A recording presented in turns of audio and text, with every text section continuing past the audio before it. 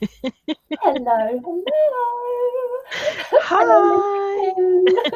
So this week, I hope that we are live in the right place after the first one. I'm sure we will pop up at some moment on LinkedIn. But welcome to the Bloody Truth and welcome, lovely Michelle Hartley. Thanks. I'm super pleased to be here, friend. I am very excited that you are here. I'm very excited. The button says that we're live. I'm trusting the technology to put us live in a place. So let's hope that happens. But somewhere in the universe, people will hear us. On the internet. Oh yes, we're live. I can see us. Okay, I can relax. Easy now. I clicked all the buttons correctly. And breathe. So I will let you introduce yourself because I probably won't do it justice with all the things, and I have been known to assign you to the wrong other programs. Of course. So, do introduce yourself as if anyone needs it, but for anyone that's been living under a rock. Yeah, anyone that's been living under a rock in the last few weeks. So I'm Michelle Hartley. My organisation is called People Sorted, and essentially I transform HR teams from beige to brilliant, and I do that through one-to-one coaching, the HR Geek Squad community, and the Find Your Awesome HR Business Partner Programme. I do also do a number of different things for organisations, so I do like events and away days, speaking, and insights discovery. C'est moi. Oh my goodness, that is just like the most impressive list of things. All very magical, especially the Geek Squad. Love the Geek Squad. I know. It is just HR with sparkles and unicorns, I think. Yes, it is the best one ever. Yeah, there's no other way to describe it. And the WhatsApp group is just the place to be. Feral. On WhatsApp, really. Yeah. It is feral. I don't think when you say feral, I don't know if that quite It's not even enough. Yeah. It's worth just being in the Geek Squad just for the chat. I had an inquiry from someone today saying, "Oh, I've heard about the Geek Squad. Can you tell me like what my membership gets?" And I did put in the feral WhatsApp group as part of the membership because it is feral and it is amazing. Yeah, a massive selling point to the Geek Squad and the lovely community. Yes, I've enjoyed that immensely. But today you are joining me on the Bloody Truth to talk about why period stigma still shows up at work. Yes. And yeah, for anyone that's like, what are these bloody truths? This was a concept I'd had for a while that I wanted to do, to really talk about the truth behind why we're not talking about periods, especially at work. So I just wanted to ask you really about, I don't know, you put a great post out today. I absolutely love that. I'm now going to ask if you'll do all my marketing for me. I was like, it is my secret power, isn't it? It's my secret power. It's like weird marketing. Yeah, it's my thing. Yeah. It was amazing though, and I saw all the comments like, we often talk about, those times, especially if you're like a child of sort of the 80s, 90s, like tampons stuffed up sleeves, sanitary pads being like shared like a drug deal happening, coughing in the toilets when you open the wrapper, so that, because even the girls were mean about it.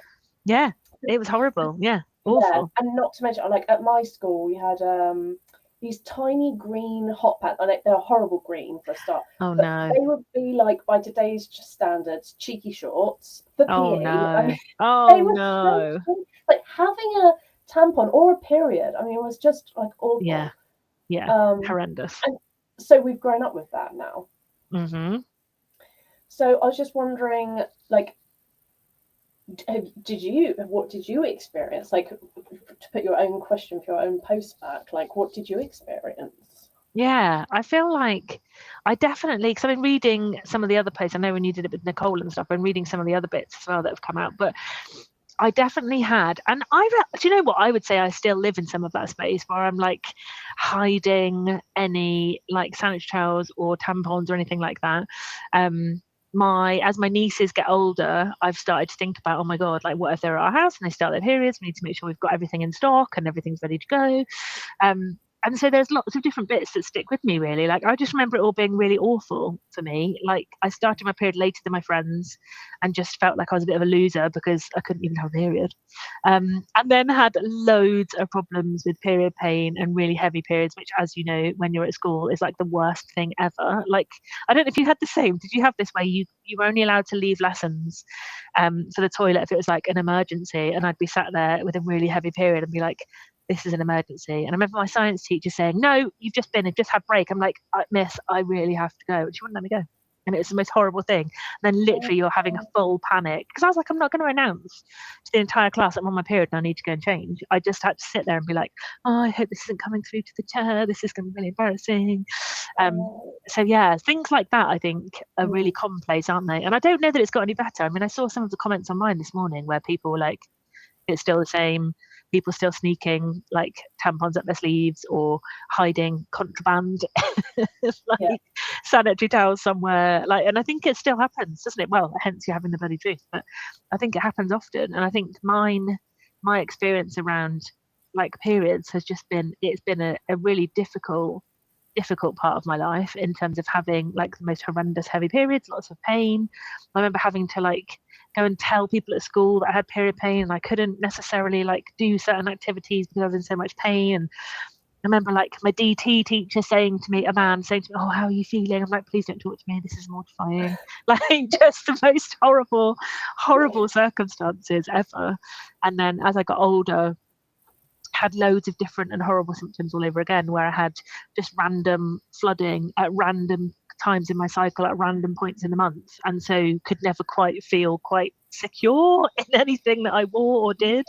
So it's just been a really difficult time, I think. I know lots of people have similar, don't they? But yeah, it felt very like isolating and hard times, I would say. Yeah, and it does, because we don't talk about it as well. You know, more so now, but then, like, you just didn't talk about those things. You didn't know like how many other people were actually struggling with it. No, exactly. I saw this post. I have no idea where I saw it. I have no idea what I did an hour ago, but I have no idea where I saw this post. And it was from this, a teacher had written a little thing. It was like, my proudest teaching moment ever was when one of my students raised her hand to go to the toilet and proudly like displaying her tampon in her fist. Yes. And one of the boys in the class like, is she holding a tampon? And the teacher was a bit defensively like, yes, you know, that's fine. He's like, yeah, no, yes, that's so cool. I think she needs a round of applause, or something like, you know, they all sort of like celebrated it. And it was just the way she was like, I need that toilet with, you know, tampon powder. So it kind of gives me hope that we're going to move into that, into that space and away from, you know, the things that we had to experience. I mean, I just feel like we just didn't get taught a lot. I just remember, like, along with traumatic periods, I remembered, like, complete side quest.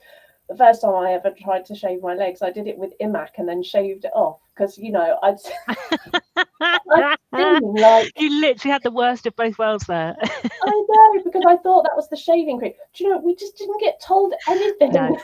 There was just nothing. Agreed. At all. I definitely remember not wanting to talk to my parents at all. Sadly for me, as a period princess, I don't remember my first period. I remember around the time, and I just remember being like, what is happening? And there was a lot of like, I didn't really tell my parents. I found some pads. I think I probably nicked them from my mom, and I just hid everything. I just didn't want anyone to know or it to be acknowledged. So yeah, hence why I'm really driven to like change that. But yeah, totally, it does stick with us. And so, I mean, like at work though, having had all of these experiences, you know, throughout childhood, like did it get better in the boardroom for you? Yeah, no. Yeah. No, it I thought didn't. that was going to be the answer. Yeah, no, well, and coming back to the first period, I remember my first period was I literally came on like at just before we were about to start a school swimming lesson, and so I was like, I can't go swimming. This has just happened. I remember telling the PE teacher, and she was like, well, you can use a tampon, and I was like, this is literally my first period. I don't even know what I'm doing. Like, and it was just the most awful, No. like cringeworthy, like don't make me do things I'm not ready for. Yeah. So yeah, that was odd. But yeah, work. I don't know that work got any better. I think I've been. I don't think I've been. I was going to say I've been lucky. That's not lucky. I had the most horrendous periods. And so when I was in my 20s, I had a coil fitted, which side quest on that one, like the most barbaric, horrendous experience I think I've ever had in my entire life. Every 5 years. Yeah. So then I had progressively fewer and fewer periods, so things got better for me in that sense. But then it's almost like I could see other people's experiences then coming through, like in the workplace. Like I remember somebody bled through on their chair and they were just so mortified and embarrassed, and I was like, it's fine, just go and get another chair, we'll sort it out. And it was done, it was sorted.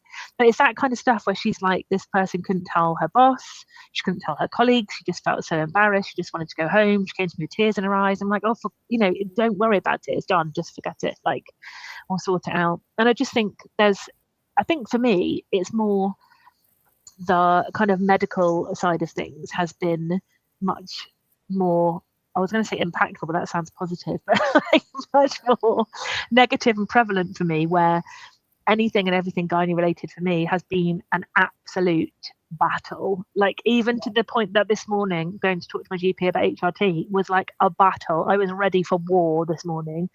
And it's always been that way. And that's the piece I think that really gets me. And I know I talk a lot with friends about this, where I don't understand why for women there just has to be a constant fight to get basic rights or basic, medical care when we need it for things that are gynae related. Like that's the thing that got me, I think, more necessarily in the work side of things. I think the other thing we had actually in work was the disposal bins. Have you ever had these conversations at work about the disposal bins where they have to be changed, and possibly no man can ever mention that they are arranging for disposal of sanitary bins?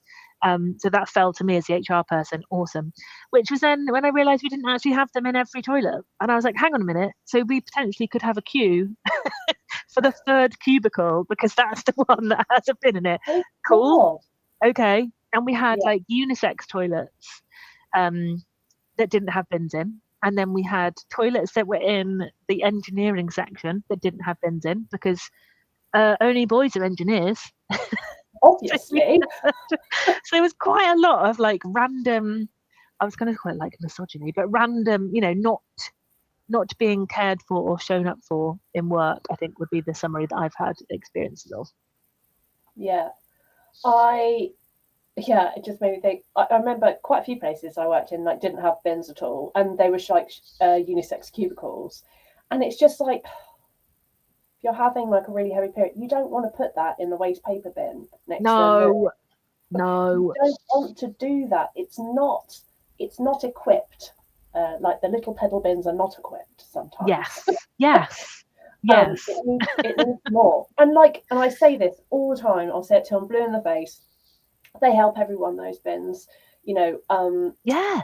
Chaps experiencing or people experiencing prostate cancer need places to dispose of like a medical waste and things. There's like lots of dressings to be changed. Equally, that you don't want to put in a little pedal bin by the loo. Yeah. And I think everyone just deserves like a bare minimum, like dignity. Yeah. Bare minimum. Exactly. And so, yeah, that's horrendous. I will. That's the hill I will die on. Yeah. I'll be there with you. The bins like need to be like the bare minimum. But it's really upsetting to know that people. I go on all the time about this like presenteeism. I really don't like that word because they like those statistics like PMS and presenteeism, going through the motions, they're all just individual people. Like every one of those numbers is a person that's struggling, and doing so in silence. We don't talk about these things, like from, childhood. We don't have these conversations. We don't talk. When we go into the workplace, we are worried to advocate for ourselves because of, like, for fear of retribution. Like, is that going to be held against us? Like, is that going to go against promotion or opportunities? Like, because you're the one that always takes off time for their period. So we're taught not to do those things, and then you've got people like bleeding through on seats, like having like the worst moment of their life, which it shouldn't be. It's a thing that's happened. It's like a little bit, well, it's definitely unwanted and awkward, but it shouldn't be to the level where you're going home and you're like, oh, the worst thing in the world happened to me today. And you can't come back. You don't want to come back to school or work because you're just absolutely horrified about the situation. Yeah, that's awful. Yeah. And it's interesting seeing some of the chat as well, isn't it? Actually, I feel very seen in the chat. So thank you very much for all the comments in the chat, because it has absolutely helped me feel so seen with some of my experiences. So thank you for that. Yeah, I'm worried about getting distracted by the chat. Spicy side quest.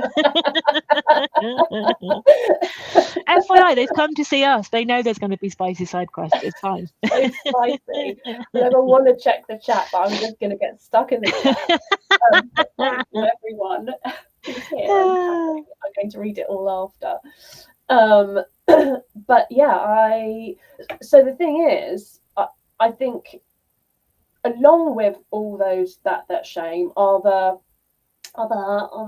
comments like ooh and like you bled through, like boyfriends or partners when you're like, oh yeah, you bled on the sheets, like gross, like you can help it, right.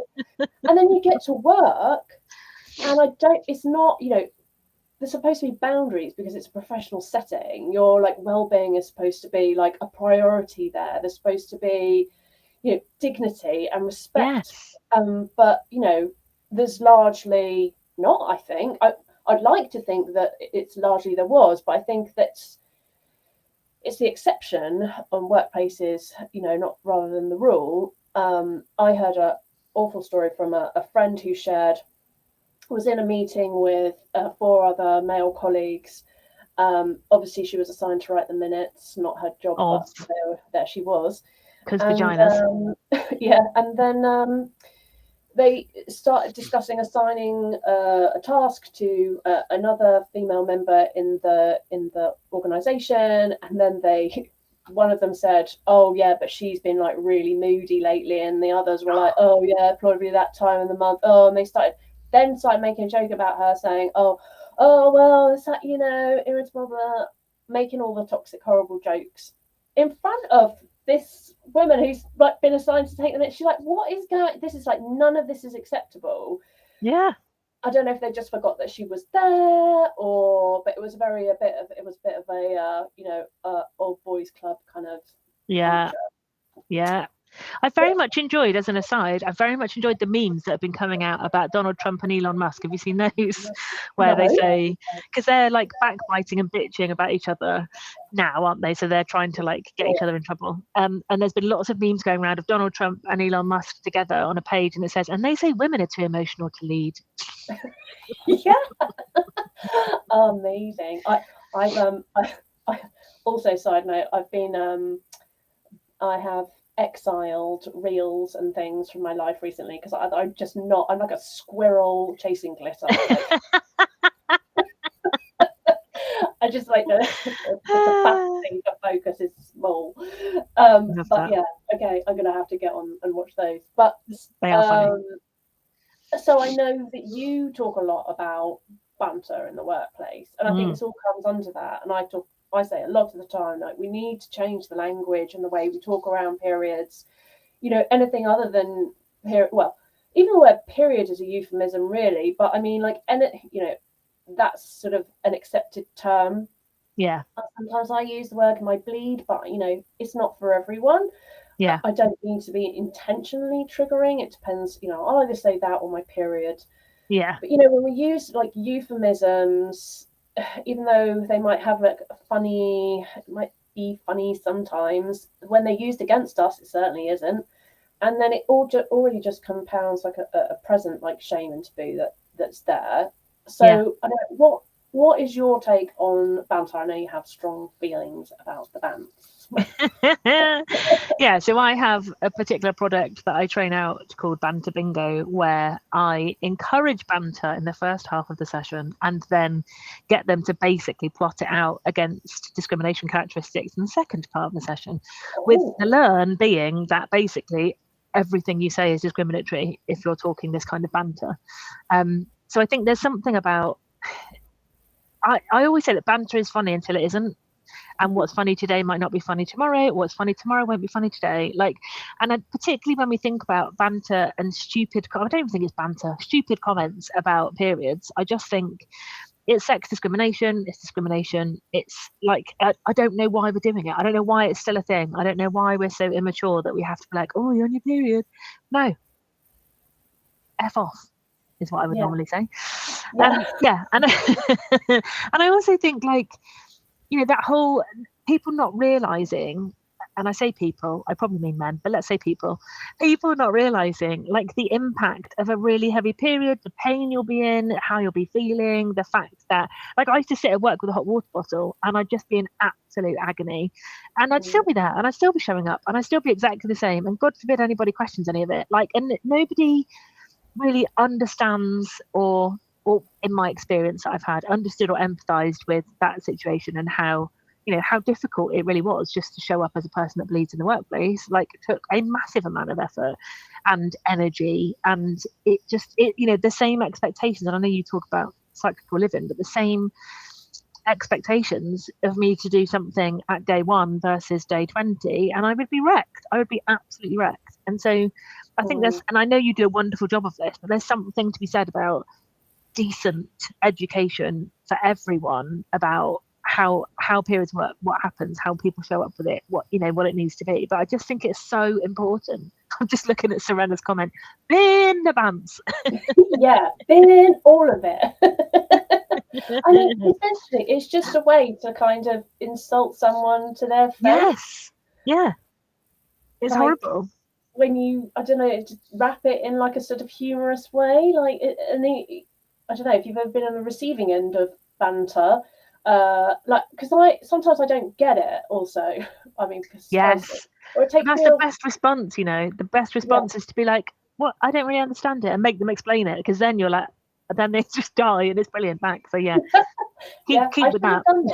But sometimes, like, like I'm laughing because everyone's laughing, and then you sort of walk away, and you're like, I don't think that works in my favour. Like, this isn't very nice, and you feel like really like awful afterwards. And I just think, I don't know, like, what,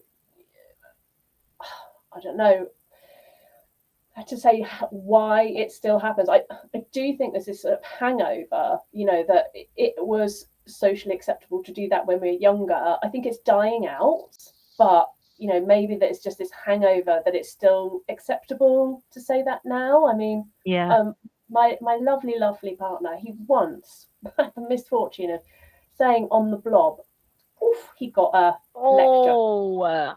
That is horrible. I hate that one. On the blob, and I'm like, right, now we're just gonna have a little chat.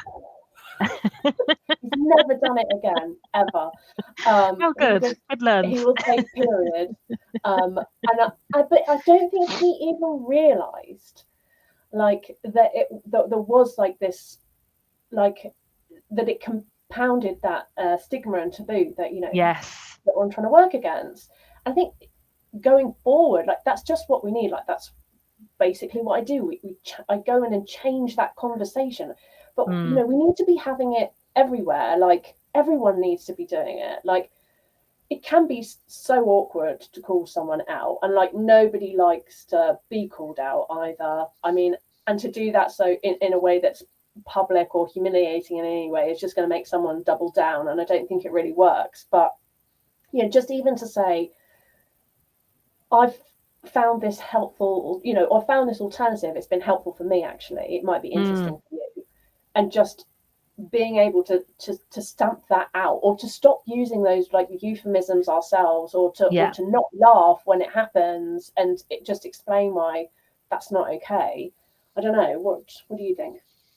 Yeah, it's really hard, isn't it? And I think it depends on the culture and the environment. I think wherever we can, we need to call it out for sure. I think the challenge is when you're the recipient of said banter, you're normally not in the best place to come up with like a witty response, because you're normally like on the verge of tears, rushing to the toilet in pain, trying to do something else. Like, so it isn't necessarily that easy.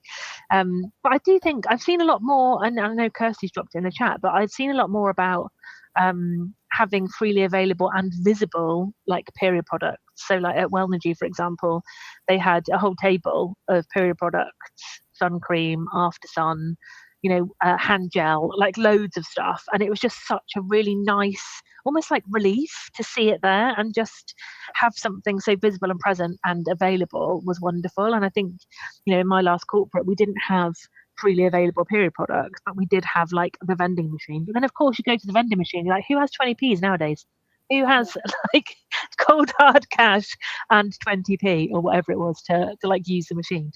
And I think the more I kind of go to other workplaces, the more I am seeing more like freely available period products, which I think must make a difference surely to the conversations, because it's just something that's now much more visible and there. I don't know. What do you find? Do you find that? I guess the people that come to you are probably people that are halfway on that like period acceptance journey anyway. Like, because I guess you don't have many like anti-period conversation clients that come to you. No, and that is the thing. Like most of the people that I work with are already like very progressive and like into having these conversations. I mean, I think there's always going to be people out there sort of ticking boxes, but you hope like that when you go in to like deliver these sessions, like even, whatever the topic is, that you're making some difference, that there will be people that take that away, or people that will run with it after that you're gone. Most of the time I'm already having conversations with like quite progressive organizations, and so that helps, that the culture is there to kind of like take that and improve it, or keep having conversations. But yeah, I think period products is like it's an easy way in. Like I say all the time, like I think it's really helpful when it's a top-down approach, because as an individual, it's difficult to go and have the conversation if you don't know how management or the culture is going to respond to you. But if you're putting in period products, that's already this like subconscious, this like quieter way of saying, look, we're here, we want to support. It's always it's a way in, isn't it? And I think that's a nice way to start, like just having period products, just having, I don't know, I've got my starter pack, it's got like a poster you can put on the door. You can make your own poster, do whatever you want, but just say like, your menstruation matters is what it says. Like, have a conversation about it, like what's helpful for you. I just think it would be better if it was that way round, but unfortunately I think not all the time it's going to be.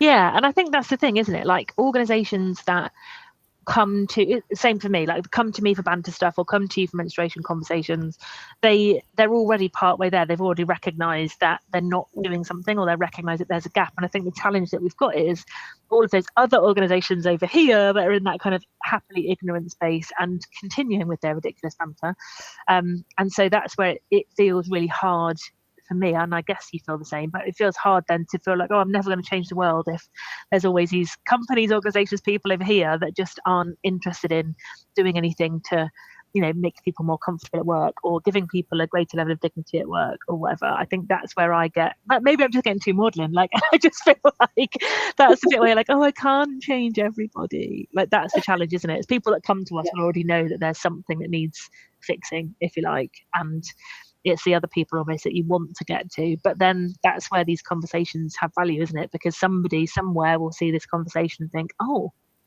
maybe that's something we should be looking at as well. So it's tough. I think like even if individuals, like if everyone listening just boycotted all like the jokes around it, I think that helps, especially like what we modelled to like younger people as well, like calling out a period and just being really open with that. And, we can all, I don't know, I think go to sort of stamp that taboo out a little bit and make it, there's even adverts, that use real red colour, not blue alien blood. Isn't that weird? Like when we were little, did you not ever think that was odd? Like I remember just thinking that was normal, and then I got my period and I was like, oh, it's not that. And I don't want to go roller skating or skydiving. Like, what's wrong with me? Or wear white. Yeah. Or ride a horse. Never. No, I think like largely we've been taught to like disappear our period. Yeah, If you're using something like a tampon, I mean, apart from the cramping and stuff, you can pretty much know. Like if you didn't like look down the loo or anything, you could just flush and go. Yeah. And not even realise there's no sort of connection with it. And like you, I was on the coil. I had 3 rounds of the coil, so I didn't even have a period. Like I felt very disconnected from my own body. And I think it sort of disassociates you with that. Yeah, it does. Yeah. And then you just end up on the other side where like, periods are like inconvenient and gross, and I'm really lucky because I don't have them. But what about actually, now I realised, having like my natural cycle back is that I've been missing out on so much information about my body for so long. And that was all done by, culture, society, the gender pain gap, don't get me started on it, just women's problems and feeling like the solution was to disappear my period.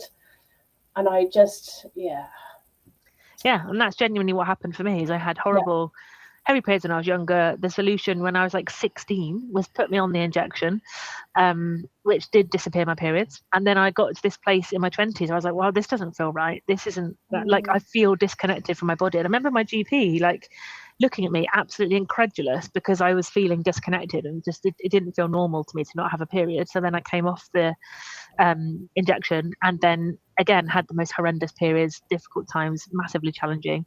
And again, they just disappeared my period. And I remember saying to a gynae consultant, well, there must be something else. There is something not right about this cycle that I'm having, about these experiences, about this pain, about this level.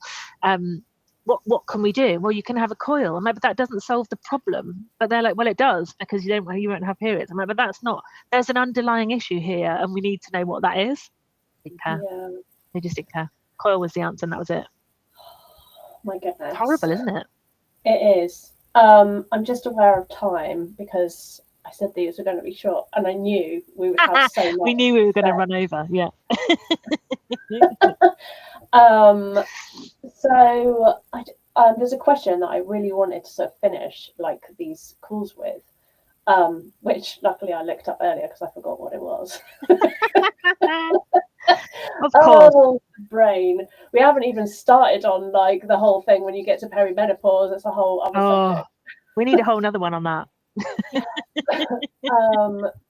But like now as a person, like knowing all the things you know now about, like stamping out the banter, the taboos, the things, going from being a child with like horrific periods and all of those experiences to how you feel now. Like what's changed for you? Like what's different in the way that you think about your period or feel about it?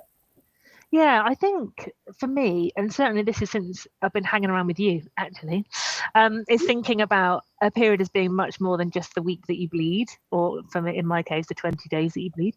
But actually, there's a whole kind of cycle that goes alongside it, which, like you say, gives great information about your body, how you're doing, where you're at, what you need. And so for me, that whole kind of cycle principle has changed the game for me in terms of thinking about my body and my needs and how I operate. And it's definitely made a big difference. So I think, thinking about it as less about the kind of the period and more about the kind of entire cycle has been really value adding for me. And it's really interesting to to map alongside energy. So yeah, I think it's changed for me massively. And even in terms of the education we got when we were younger, right? It wasn't ever about the whole cycle. It was about the week that you bleed. So I think it's really interesting to now see that change. I mean, that's probably because I hang around with you and you're very cool, but I think it's something that's really changed it for me. And I think that's been the biggest change for me. Oh, that is a lovely change. I hope that, and you know, I think that is incredible, considering the fact you've had very painful periods. And I know, you know, at best periods can be inconvenient, at worst they can be debilitating, horrible and horrific. But for someone that's had really difficult periods, and I know that I've had other clients as well with fibroids, and you know, where it can be really traumatic, you know, where you're going to A&E because of the pain, it is so bad. To change your relationship, it feels like it will be impossible, but to see it as more than a period, I think is helpful. And that's amazing that you're in a place now where you can look at it as more than that horrific, you know, exactly, more than the horror. More than the horror. You're also getting a lot of fans in the chat about perimeno conversations, so I feel like that might have to be the next one. Definitely do a perimeno one. I did dare to bring up the chat, and I've been having a look. So yes, I think we're going to have to do a perimenopause one at some point. Yes, definitely. But yeah, thank you so much. Is there anything that you wanted to share, you didn't share, or anything that you've got going on at the moment, or if anyone wants to hear more about Banter Bingo, where can they find that? No, nothing else to add. I mean, anyone can contact me about Banter Bingo on LinkedIn. You will find me there dicking about daily, so I'm not that difficult to find. Michelle Hartley, FCIPD, finder of awesome. You will find me there. I am also a fellow perimenopausal woman, so I'm just bigging up the women that are like peri. So yeah, perimenopausal woman here too. So I feel you in those peri hells. Yeah, so you can find me on LinkedIn. Happy to chat about geeks, HR stuff, and anything to do with banter. Always happy to talk.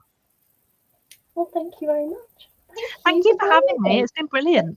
And thank you everyone else for joining. I promise I am going to read all of the comments. I just couldn't do the two things today. Okay, thanks everyone. Thanks.